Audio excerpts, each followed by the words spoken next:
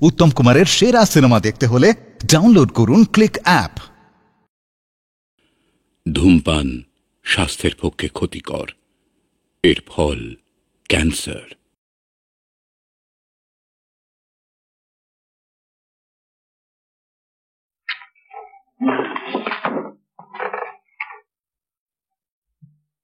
ওগো সুন্দরী বিয়াস, তপস্বিনী কুমারী বিপাশা, জীবনের মিটাতে পিপাসা, তরঙ্গময়ী উচ্ছল সন্ধ্যাবেলায় তুমি এখানে আসো সেটা বোধহয় লক্ষ্য করেছি। প্রচন্ড আবেগে যদি ঝাঁপ দিয়ে পড়ি, তবদারে করাঘাত করি, আছি উন্মাদ উল্লাস বহি। আমি শুনিয়াছি ওগো তপস্বিনী, খুলিয়া সবার পাশে রয়েছে বন্দিনী। ফিরে যেতে আমি আসি নাই, নির্ভীক পৌরুষ বলে আমি তব ব্রত ভঙ্গ চাই।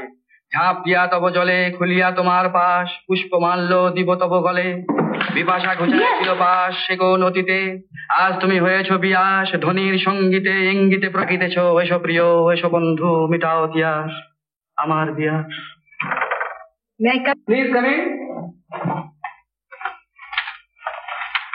আমি জানতে এসেছি এত কবিতা থাকতে হঠাৎ আপনি এই কবিতাটা রিসাইট করছিলেন কেন? আপনার এই অভিযোগের অর্থ ঠিক বুঝতে পারলাম না তো। এই কবিতাটা কেন যে আপনি রিসাইট করছেন তা বোধহয় আপনার ভালোভাবেই জানা আছে। আবেগটা সামলে রাখতে পারেনি। মানে? পাঞ্জাবের বিপাশা নদীতে সাঁতার কাটা খুব শক্ত, কিন্তু আমি আমার এক বন্ধুর সঙ্গে বাজি রেখে সেই নদীতে সাঁতার কেটেছিলাম। শুধু তাই নয়, তার তল থেকে একটি নুড়িও কুড়িয়ে এনেছিলাম। তাই এই কদিন ধরে আমার সেই জয়টিকে উপলক্ষ করে একটি কবিতা লেখার চেষ্টা করেছিলাম। আর আমাকে দেখি আপনার কবিতার ছন্দ মিলে গেল। কিন্তু আপনাকে আমি প্রথম দেখলাম। এটা বিপাশা নদীর তীর নয়, এটা হলো দিল্লির কনস্টিটিউশন হাউস। কৈফিয়ত দিতে গিয়ে একটা চমৎকার মিথ্যে গল্প বানিয়ে বাহাদুরি নেবার চেষ্টা করছেন। আপনি ভুল জায়গায় আপনার প্রেরণা খুঁজছেন। আমার নাম বিপাশা জেনে আপনার আবেগটা সামলাতে পারেননি, তাই না? স্ট্রেঞ্জ, বড় অদ্ভুত যোগাযোগ তো। হ্যাঁ, এ তো রীতিমতো নাটক। না, এতক্ষণে আমাকে আপনার ভুল বোঝার কারণটা বুঝতে পারলাম। জানান, এই যে নুড়িটা দেখছেন, এই নুড়িটাই আমি বিপাশা নদীর তল থেকে কুড়িয়ে এনেছিলাম। আর এই যে রূপোর সিগারেট কেসটা, এটা আমার ট্রফি। এটা বুঝি বিয়াস নদীর কুমারী হৃদয়? ফাইন, চমৎকার বলেছেন তো। আচ্ছা, এটা যদি আপনার কপালে ছুঁড়ে মারা যায় কেমন হয়? কেন কেন তা মারবেন কেন? আপনি অতি অভদ্র, চতুর, মিথ্যাবাদী।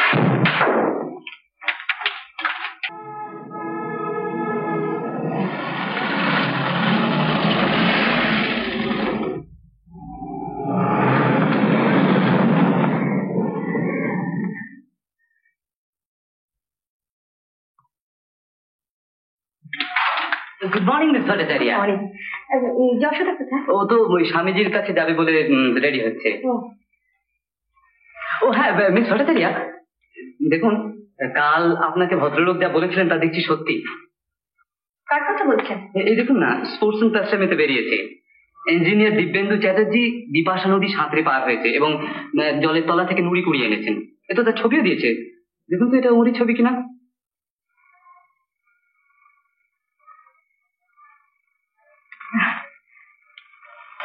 আপনি একটু আমার সঙ্গে আসবেন? কোথায় বলুন তো? ওর কাছে ক্ষমতা চেয়ে নিয়ে আসি। তা বেশ তো, চলুন।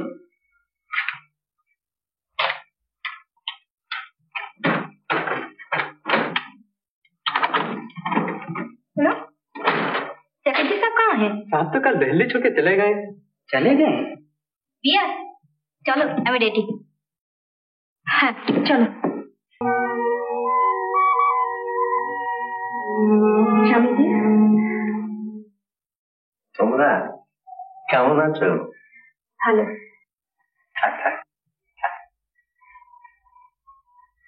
তারপর কি সংবাদ বলো? আমরা দুজনই পাশ করেছি। পাস করেছো? ভগবান তোমাদের মঙ্গল করো। আমি কাল চলে যাচ্ছি। কোথায় যাচ্ছ? পাঞ্চেতে ট্রাইবাল ওয়েলফেয়ারের একটা বৃত্তি পেয়েছি। ও, শুনে ভারী খুশি হলাম বিপাশা।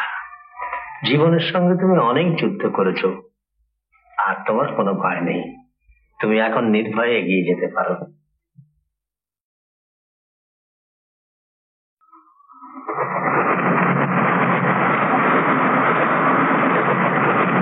শিবের মাথায় ঝরবো, আমি শিবের মাথায় ঝরবো, মর্ত ভূমি ধন ধান্যে শ্যামল কোমল করবো, আমি শিবের মাথায় ঝরবো।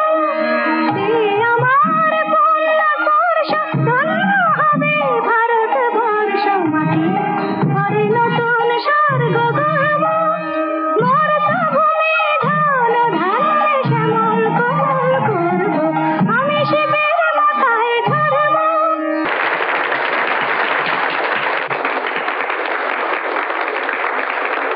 Mr. Chatterjee, congratulations. It's really wonderful. খুব সুন্দর আর গানগুলো তো শুনবার মতন হয়েছে। এমনটা আর কোনদিন শুনিনি। আমি আসছি 1 মিনিট। আমি মিস্টার দিব্যেন্দু চ্যাটার্জির সঙ্গে দেখা করতে চাই। আপনি? আমার সঙ্গে ওর আলাপ আছে। কি আশ্চর্য, আপনি? চিনতে পারছেন? বাহ, চিনতে পারবো না? আপনি তো আমার গীতিনাট্যের গঙ্গার মতো অবিস্মরণীয়। আপনার কাব্য প্রতিভা স্বীকার করতে এলাম। ধন্যবাদ। সেদিন দিল্লিতে ভুল উত্তেজনার বসে এই কথাটা মানতে চাইনি। তা আপনি এখানে কি করে? আমি ট্রাইবাল ওয়েলফেয়ারের বৃত্তি নিয়ে পাঞ্চেত মিশনে উঠেছি। I see. তা আচ্ছা, আপনি সত্যি বলুন তো, আজকের এই গীতিনাট্যটি আপনার কিরকম লাগলো? সত্যি বলবো? হ্যাঁ, সত্যি বলুন। নাচটা আমার ভালোই লেগেছে, তবে ইয়েস মাদার, চলি, অন্য সময় আপনার সঙ্গে আলোচনা করব। আচ্ছা, নমস্কার। নমস্কার।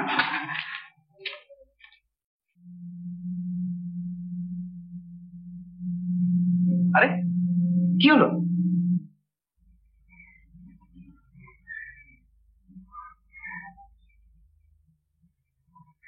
কোথায় যাচ্ছেন?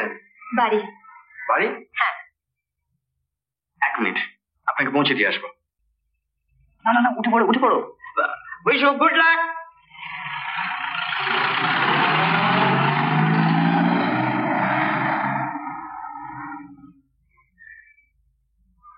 যাক, ব্যবস্থা সব পাক্কা। চলুন চলুন।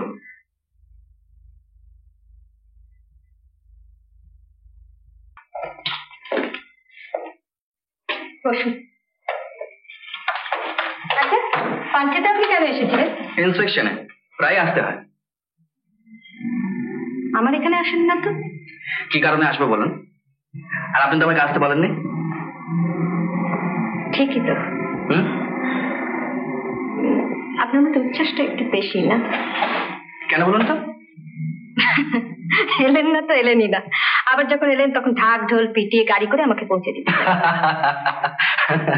ওটা হচ্ছে আমার স্বভাব। এটাও আপনার স্বভাব? কেউ যদি একা থাকে তাকে দেখতে না আসা?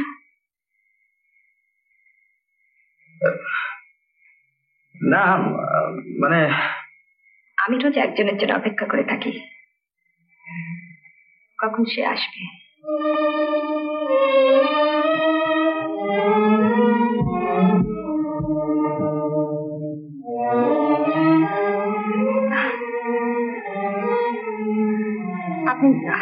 আপনি তো জানেন যে এখানে আর আমি কাউকে চিনি না, তাই বলছিলাম কেমন থাকি না থাকি এই কথাটা জানবার জন্য তো আসতে পারেন।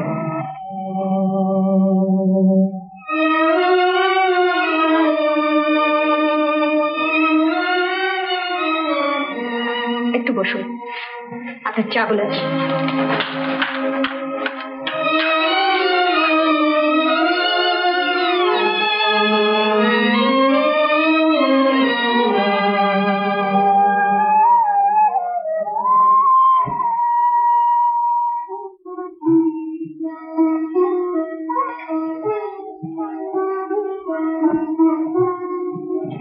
এর অর্থ কি? জীবনের আনন্দ বেঁচে থাকার মধ্যে আত্মার ধর্মী জীবন। বাঁচবে, লড়াই করে বাঁচবে, তবে হ্যাঁ, মরণও কখনো কখনো সত্যি হয়, যখন মনে হয় মরণই আনন্দ। শোকে নয়, দুঃখে নয়, আনন্দে, ইজ্জত বাঁচানোর আনন্দে। এ বাণীটি কার? এক মহামানবের, নাম হরদয়াল সিং। আমি ছাড়া তাকে আর এমন করে কেউ জানে না। আজ তিনি বেঁচে আছেন কিনা তাও জানি না।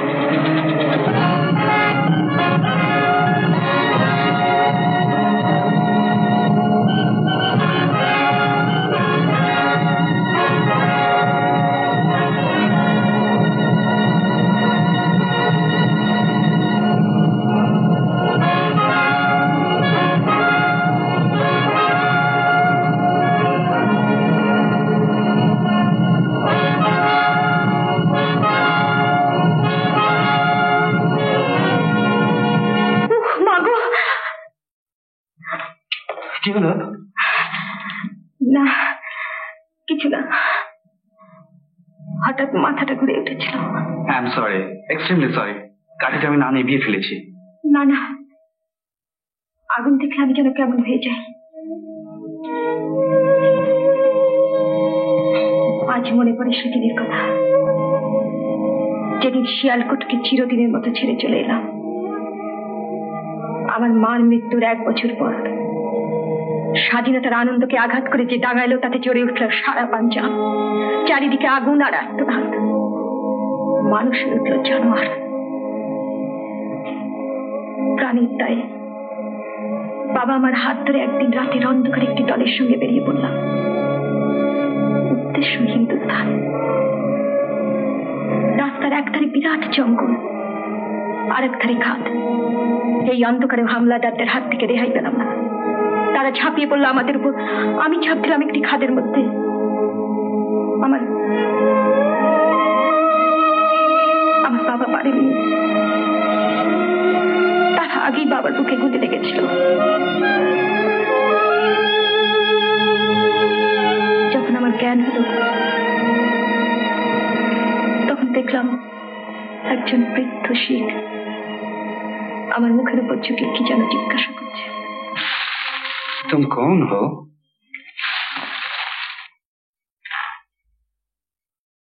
तुम कौन हो बेटी? मैं एक मुसीबत की मारी।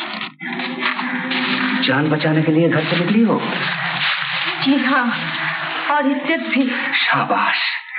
क्या नाम है तुम्हारा? बिपाशा। चलो हमारे साथ। कहाँ? हिंदुस्तान, जहाँ हमारी तुम्हारी सबकी जान और इज्जत की रक्षा होगी। नहीं, मैं नहीं जाऊंगी, मैं नहीं जाऊंगी। क्यों? वो लोग मुझे मार डालेंगे। घबराओ मत बेटी, जब तक मेरी जान में जान है कोई तुम्हें हाथ भी नहीं लगा सकता। चलो चलो बेटी। শেষ পর্যন্ত আশ্রয় পেলাম দিল্লিতে এক বাঙালি স্বামীজির কাছে। সেখানেই পড়াশোনা শিখলাম। হায়ার স্টাডিজের জন্য তিনি একদিন আমাকে মিশনে দিয়ে গেলেন। আজ আমি একা। পৃথিবীতে আমার আর আপনার বলতে কেউ নেই।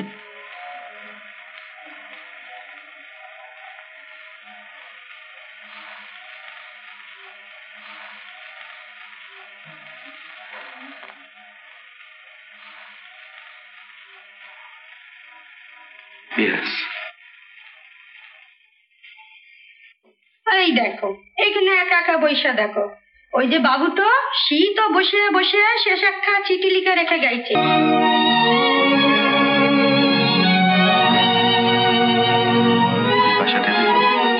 আপনার জীবনের সঙ্গে আমার জীবনের একটা অদ্ভুত মিল আছে, তাই দূরের কেউ ভাবতে না পেরেই বিয়াস বলে ডেকে ফেলেছি। জানি না অন্যায় করলাম কিনা। দিব্যেন্দু।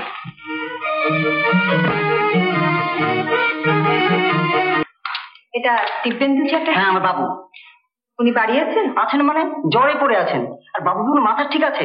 কোথায় ডাক্তারবাবুকে ডাকতে যেতে হবে তা নয়, এখন রাত বিরচল পান্তের জেনারেল মিশনে বিপাশা ভট্ট থেকে খবর দাও ওর জ্বর হয়েছে। কেন রে বাবু, তুমি কি ডাক্তার?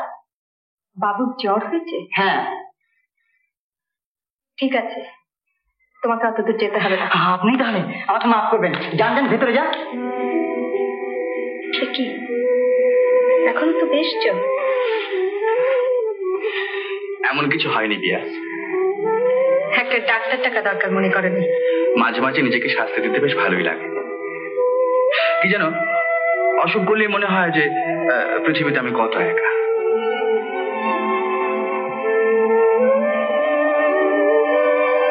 কিন্তু তোমার পৃথিবীতে তুমি এখনো একা। না তা নয়, তুমিও আছো, কিন্তু দূরের, কাছের নাও। এই কথা বলছো কেন? কি বলবো বলো? এ তো ভাবতে পারো আমি দূরের নই, কাছের। আর তুমি তুমি যে তুমি যে বলো। জানি না, বলতে হবে।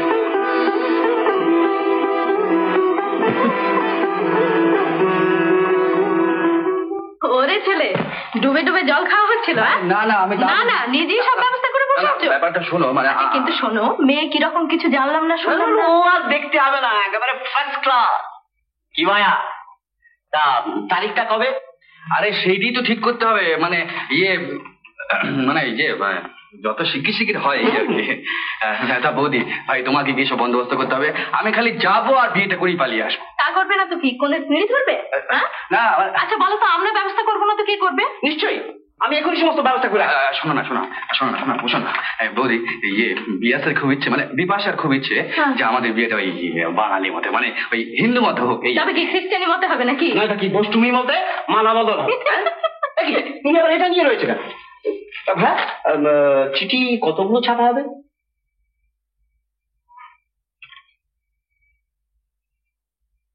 একটাও ছাপা হবে না। আরে এই নেমন্তন্ন পত্রটা তোমাদের দুজনকার জন্য, এখানে কাউকে নেমন্তন্ন করবো না, একটা সারপ্রাইজ দেবো। তাহলে আমি একটা নববধের অর্ডার দিয়েছি। বুঝলে, আমার ইচ্ছে ভাইয়ের বিয়েতে একটা নববধ বাজবে। আমার কিন্তু অনেক দিনের ইচ্ছে সানাই বাজবে। না না না, নববধ। না না না, সানাই। আরে না, নববধ। বলছি সানাই বাজবে। কি আমার মুখের ওপর কথা? না, নববধ বাজবেই। সানাই আমি বাজাবই। চলো আমি সানাই। হয়ে গেল। আরে বাবা শোনো আমার কথাটা শোনো। আরে বাবা, সানাইও যা নহবত তাই। ও হ্যাঁ, তাই নাকি? হ্যাঁ, এতদিন বুঝলে না বোঝো, এত ছানাই খানাই বাজবে না। বলছিলাম কি যে বিয়েটা করবো কোথায়? কেন এইখানে? সেই আবার বোঝো। পেয়েছি। কি? বরাকর। বরাকর কি? কেন বরাকর পুরুষ বাড়িতে? ও আচ্ছা, এখন ব্যবস্থা করে আসি, চল। আচ্ছা, আপনি তাড়াতাড়ি একটা ভালো দিন দেখে আসবে, আমি নিজে গিয়ে মেয়েকে আশীর্বাদ করে আসবো।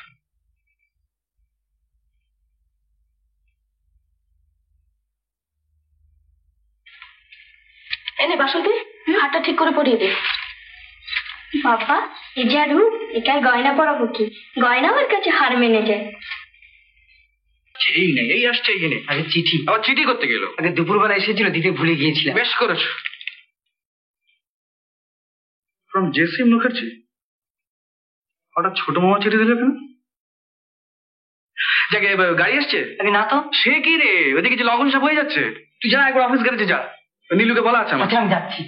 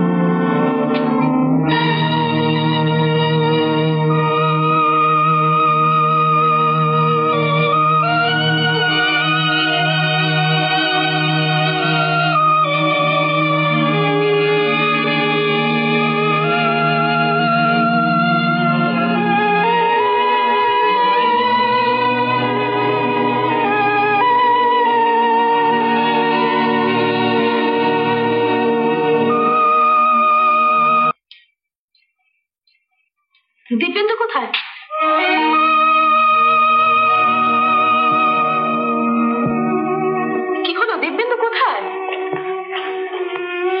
দেখো, কথা বলে না।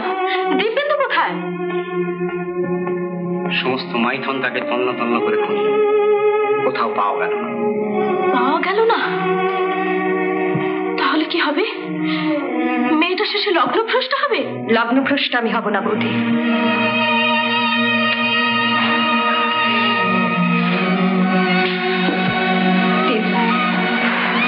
আমার শাখা সিঁদুর। হে কি করছো বিপাশা? দিব্যেন্দুকে তো আমি ছোট করতে পারি না। তার নামে এই সিঁদুর আমার সিঁথিতে আঁকা থাকবে। কি করছো তুমি ভেবে দেখো বিপাশা। তবে শোনো, আমার মার বংশে একটা অভিশাপ আছে।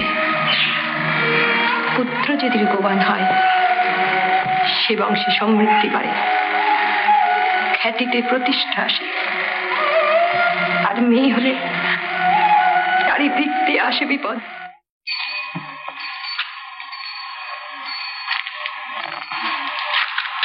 সাহেব হ্যাঁ? জি নেই। কাকে খুঁজছেন? মিস্টার গুহকে। উনি লখনৌ গেছেন মামলা করতে। কবে ফিরবেন? আগে একটা বড় মামলা নিয়ে গেছেন, ঠিক কবে ফিরবেন বলা যায় না। আপনার যদি কিছু বলবার থাকে আমায় বলতে পারেন, আমি ওর ক্লাস। আচ্ছা, এলাহাবাদ কোর্টে 22 বছর আগে একটা মামলা হয়েছিল। 22 বছর? বলতে পারবো না। আচ্ছা, আমি খোঁজ পেলে না, অনেকগুলো জায়গায় খবর নিলাম, কোথাও দিব্যেন্দু চ্যাটার্জি নামে কোনো লোক ওঠেনি।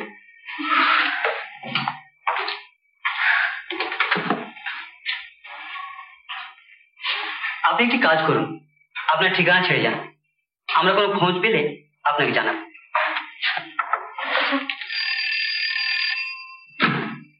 हेलो, जरा ठहरिए।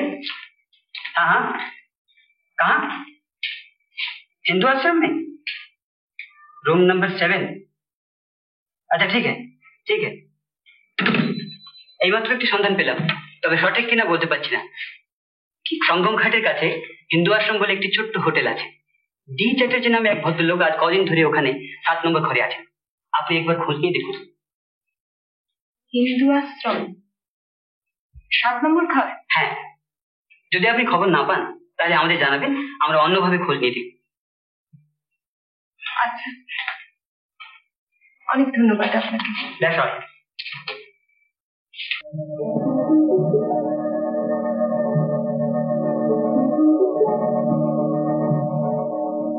আমার বিষাক্ত রক্ত নিঃশেষে নির্গত করে দিয়ে আমি মুক্তি চাই। এ আমার স্বেচ্ছায় মৃত্যুবরণ, এর জন্য কেউ দায়ী নয়।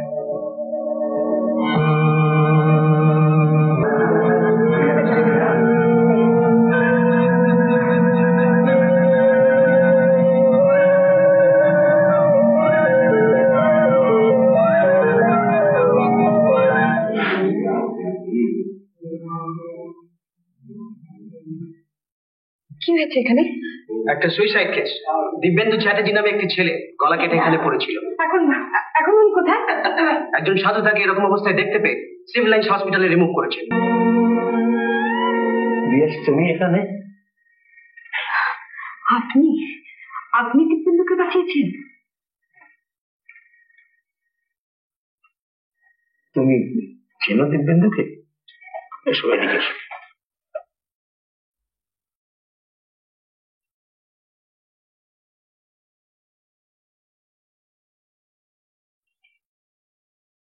দিব্যেন্দুর সঙ্গে তোমার কি পরিচয়?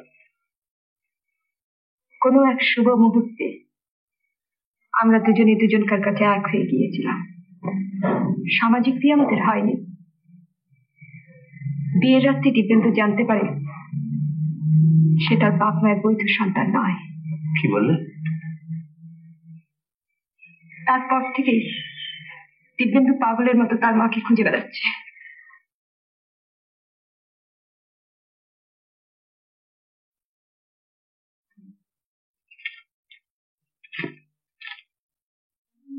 আমার বিষাক্ত রক্ত নিঃশেষে নির্গত করে দিয়ে আমি মুক্তি চাই। এ আমার স্বেচ্ছায় মৃত্যুবরণ, এর জন্য কেউ দায়ী নয়। সে কি জানে যে সারা জীবন আমাকে মাতৃকলঙ্ক শিরে ধার্য করে অতীত হয়ে অন্তর্জয়ে বেঁচে থাকতে হবে? দিব্যেন্দু, কে? না না, আপনি ফিরে যান, ফিরে যান আপনি। শোনো দিব্যেন্দু, আমি একা ফিরে যেতে আসিনি, আমি তোমায় নিয়ে যেতে এসেছি। কি অধিকারে? আমার ভালোবাসার অধিকারে। কিন্তু আপনি তো জানেন আমার জন্ম পরিচয়। দিব্যেন্দু, আমি তোমাকে ভালোবেসেছি, তোমার জন্ম পরিচয় কেনা। তোমার জন্মটা তো ভগবানের বিধান। এই যুগের ছেলে হয়ে কেমন করে মানুষের বিধানকে মেনে নিয়ে তুমি নিজের উপর অবিচার করছো? ছি দিব্যেন্দু, লজ্জা হয় না এই পরাজয়ের গ্লানিকে মেনে নিতে? পারো না, পারো না তুমি এই সমাজের বিধানকে ভেঙে চুরমার করে দিতে? দিব্যেন্দু, যে মায়া, মমতা, ভালোবাসা সব দিয়ে একদিন আমাকে ভরিয়ে তুলেছিলে, কেন কেন তাহলে যেভাবে কেড়ে নিতে চাইছো? তুমি ভুল করছো। পারো না নতুন বংশ, নতুন গোত্রের প্রতিষ্ঠা করতে?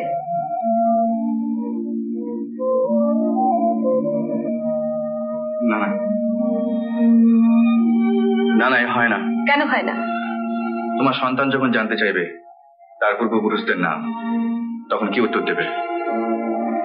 বলবো এই বংশের প্রতিষ্ঠা তোমার পিতার থেকে, তুমি তার প্রথম বংশধর।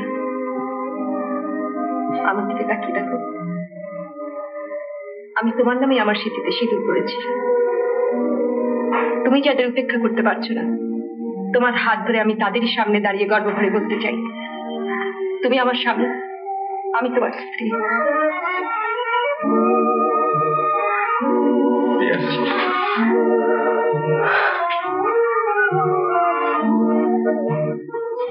আমি আসতে পারি? আলাপ করিয়ে দিই, ব্যারিস্টার গুহ, স্বামীজির বন্ধু। ও নমস্কার। শুধু বন্ধু নয়, অত্যন্ত ঘনিষ্ঠ বন্ধু। তাছাড়া আমার আর একটা পরিচয় আছে যেটা তোমার জানা। আজ থেকে 22 বছর আগে এখানে একটা মামলা হয়েছিল। হ্যাঁ হ্যাঁ, আমি গিয়েছিলাম আপনার ওখানে। ইয়েস। এই চিঠিটা না, আজকে কোর্টে অ্যাফিডেভিট করে একটা স্টেটমেন্ট করে তিনি তার সব অপরাধ স্বীকার করে গেছেন। তিনি কে? শরদিন্দু চট্টোপাধ্যায়। তিনি কোথায়? উত্তেজিত হয়ে না, উত্তেজিত হয়ে না, ওই চিঠিটা পড়ো, সব বুঝতে পারবে। আচ্ছা, আর আমার মা? তোমার মা? তোমার মা, তোমার মা স্বর্গের দেবী। ওই চিঠিটা পড়ো, তার খোঁজ পাবে এর মধ্যে। আচ্ছা, I don't think I disturb you anymore.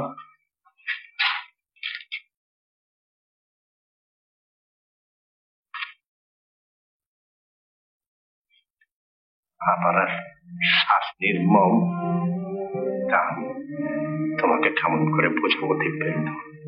তোমার মা লাবণ্যের সঙ্গে বিয়ের অনেক আগে আমার তুমি পড়ো।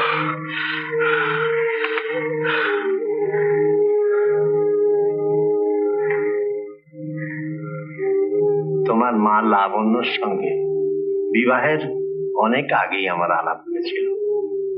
আমাদের বিবাহের 2 মাস আগে তোমার দাদামশাই ও দিদিমা পুরীতে বেড়াতে গেলেন। আমিও তাদের অনুসরণ করলাম। সেখানে এক নির্জন সুযোগে আমি নিজেকে কিছুতেই সংযত রাখতে পারলাম না। কামনার একটা বন্য পশু যেন আমার মধ্যে জেগে উঠল। লাবণ্য অসহায়া, তার উপর সেও রক্ত মাংসে করা মানুষ। তবু বিধানকে সে বিস্মৃত হয়নি। বলেছিল, তবে মন্দিরে চলো, সেখানে জগন্নাথকে সাক্ষী রেখে তার প্রণামী মালা বদল করো। বিমলা মায়ের মন্দিরে গিয়ে প্রসাদী সিঁদুর নেব, সেই সিঁদুরের একটা ছোট্ট বিন্দু দিয়ে দেবে আমার সিঁড়িতে, সেই হবে আমাদের বিয়ে। তারপর তারপর তোমার কথা মতো হবে আমাদের বাসর। তাই করেছিলাম। এর ঠিক 2 মাস পরে আমাদের সামাজিক বিয়ে হয়। সেই কারণে আমাদের সামাজিক বিয়ের 8 মাস পরে তোমার জন্ম হয়। বিয়ের পরে আমি বিলেত চলে যাই, আর সেখানে গিয়ে এলিস নামে এক ইংরেজ মহিলার অনুরক্ত হয়ে পড়ি। তোমার জন্মের খবর দিয়ে তোমার দাদামশাই আমাকে চিঠিও দিয়েছিলেন, কিন্তু তখন এলিস ছাড়া জগতে আর কারো অস্তিত্ব যেন আমার কাছে ছিল না। আমি নির্মম ভাবে তোমার পিতৃত্ব অস্বীকার করি আর কলঙ্কের বোঝা তোমার সতী সাধ্যী মায়ের উপর চাপিয়ে দিই। তারপর এলিসকে বিয়ে করে যখন আমি ফিরে আসি, এলিস জানতে পারল যে ইতিপূর্বে আমি আরো একটি বিয়ে করেছি। সে মামলা করল। সেই মামলায় প্রকাশ্যে সাক্ষী দিতে গিয়ে তোমার মা বলেছিলেন, তাহলে শরদিন্দু চ্যাটার্জি আপনার স্বামী নন, এ কথা আপনি স্বীকার করছেন? ওর সঙ্গে আমার যে বিবাহের অনুষ্ঠান হয়েছিল সেটা বিবাহ নয়, তার 2 মাস আগে আমার অন্য আরেকজনের সঙ্গে বিবাহ হয়েছিল। সাক্ষাৎ ভগবান তার সাক্ষী। তার নাম কি? তিনি কে? উনি নন। বেশ, তাহলে আপনি শরদিন্দু চ্যাটার্জির বাড়িতে 1 মাস বাস করেছিলেন কি অধিকারে? তার রক্ষিতার অধিকারে। তোমার মা প্রকাশ্য আদালতে মিথ্যা সাক্ষী দিয়ে আমার সমস্ত কলঙ্ক লজ্জা এবং কারাগারের অন্ধকার থেকে আমাকে রক্ষা করেছিলেন। গুহর ইচ্ছে ছিল আবার আমাদের মিলিয়ে যায়, কিন্তু তোমার মা কোর্ট থেকে বেরিয়ে জনারণ্যে মিশে গেল। সন্ন্যাস নিয়েছিলাম। এরপর আর কোন পথ আমার খোলা ছিল বলো? তারপর হঠাৎ একদিন এই সন্ন্যাসীর পথে লাবণ্যকে আবিষ্কার করলাম। পুরীর জগন্নাথ দেবের মুখে করছে। আমি কাছে যেতে পারিনি, প্রতিদিন থেকে তাকে দেখতাম। পরে একখানা ছোট বাড়ি করিয়ে পান্ডাদের টাকা দিয়ে বলেছিলাম প্রভুর স্বপ্নাদেশে পুরীর মহারাজা তার জন্য এই বাড়ি করিয়ে দিয়েছে। আবেদন করেছেন ওখানেই তাকে থাকতে। আজও তিনি সেখানেই আছেন। মা আমার বেঁচে আছে। ব্যাস, মা আমার বেঁচে আছে। তুমি পারো তো তোমার মাকে ফিরিয়ে এলো। আমার শেষ। আমায় খুঁজো না, পাবে না।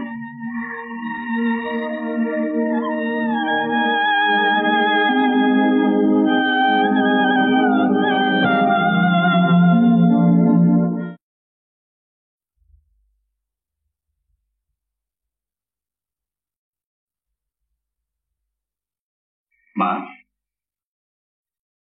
মা। কার মা? মা বলে ডাকার মতো এই জগতে আমার কেউ নেই। আছে মা, আছে।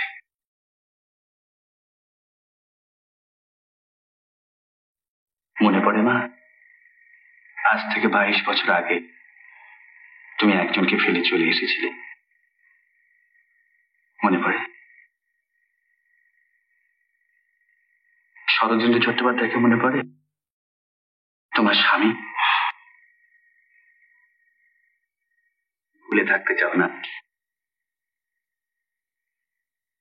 আমি জানি মা, আমি জানি। মা, তোমার শঙ্কর মুখর্জিকে মনে আছে? বাবা। দিব্যেন্দুকে মনে পড়ে না? তোমার ছেলে।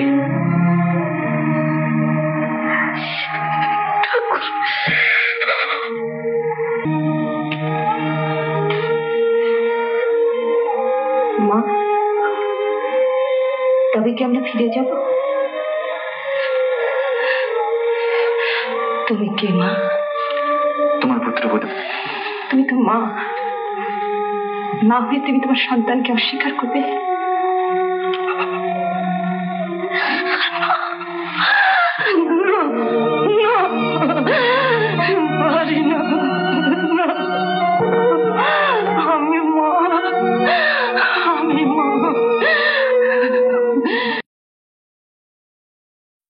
উত্তম কুমারের সেরা সিনেমা দেখতে হলে ডাউনলোড করুন ক্লিক অ্যাপ।